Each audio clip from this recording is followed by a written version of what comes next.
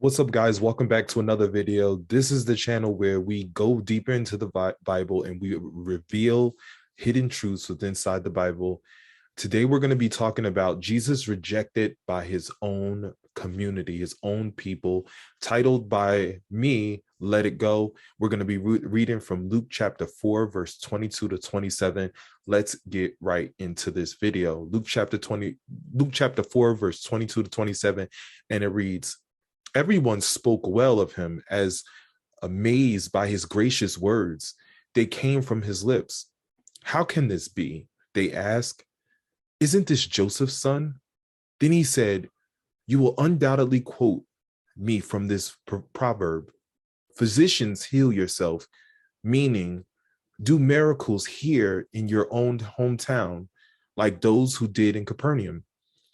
But I tell you the truth, no prophet is accepted in his own hometown. Certainly, there were many needy widows in Israel in Elijah's time, when the heavens were closed for 3.5 years.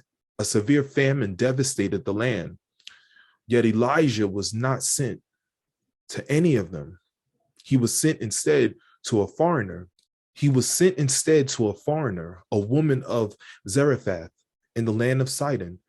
And there were many lepers in Israel in the time of the prophet Elijah, but only one healed was Naaman in Syrian."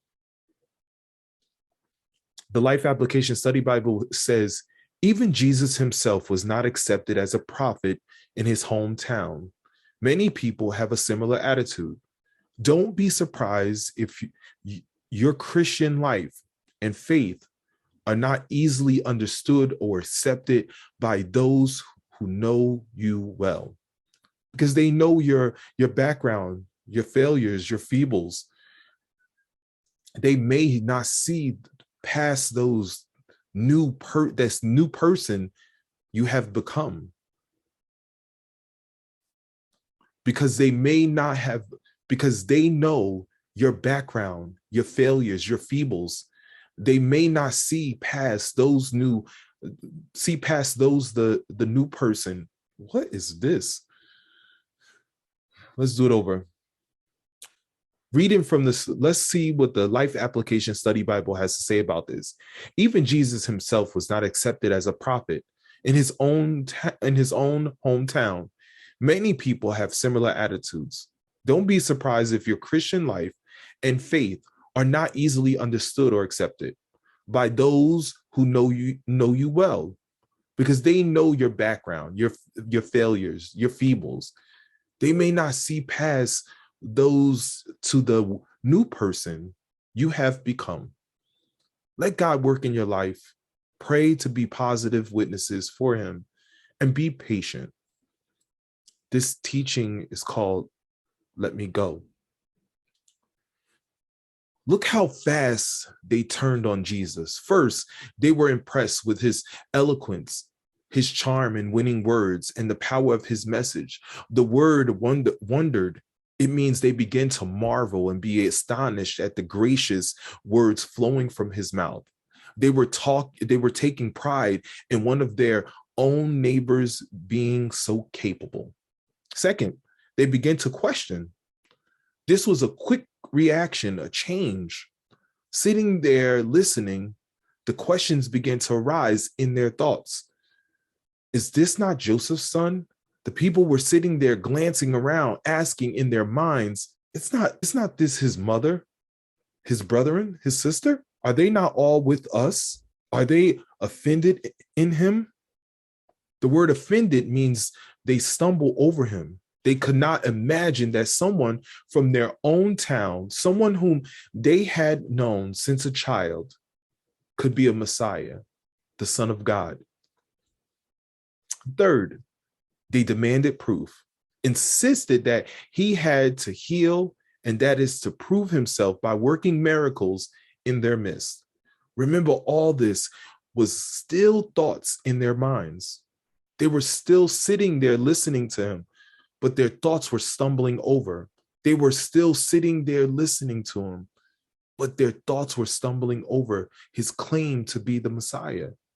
Jesus knew their thoughts, so he stopped his message and directed a statement to them.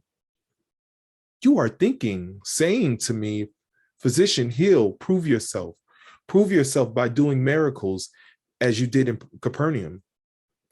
The response from the people to Jesus' claims deteriorated from being impressed to being offended to demanding proof. Many are impressed with Jesus Christ at first, but when they are presented with his claims in the cross, they become offended and demand proof. His claim to be the incarnate God in human flesh, to be the virgin-born Son of God, who must die for man's sin by being crucified upon a vulgar cross, is offensive to some. Many refuse to accept such phenomenal claims and vulgar scenes. They want a religion of grand image, beautiful pictures, and soft words. The people's painful rejection of Jesus. Jesus continued to speak, directing his remarks towards his hometown audience. But notice this, Jesus knew that they had already rejected him. Therefore, he would not gratify their curiosity or demand for signs, nor would he continue to preach, but rather he would give twofold warnings. No prophet is accepted in his own country. They have rejected him. He knew it. They could not hide the fact that he, as is so often the case, allowed familiarity to breed contempt. Thought in far-fetched that the claims of a hometown boy could be true.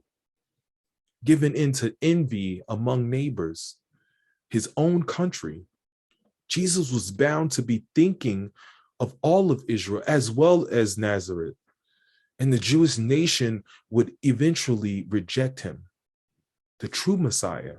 Second, God would reject those who reject his prophet, the Messiah. Jesus warned those people by recalling two well-known stories in the history of Israel.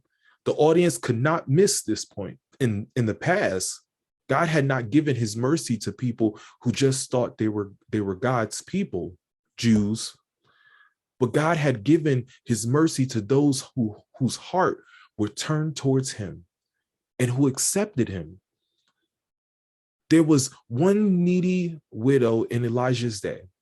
She was the only widow who had her need met by God in a day of famine. There were many without food, destitute, and starving, yet God sent his prophet to help only this one person. And she was a despised Gentile. Why? When there were so many others who professed to be God's chosen people, why would God help only this one poor widow? Why would God turn away from the Jews to go to another person? The point is clear. She was the only one whose heart was turned towards God and who accepted him. In closing, there was also one leper who had his leprosy cleansed by Elijah. When God sent Elijah to heal Naaman, Elijah passed by many lepers, many who thought they were the chosen people of God. But the prophet stopped to him, none of these. He was sent to heal the Syrian Gentile, the one person whose heart accepted God. I want to thank you for listening. God bless you.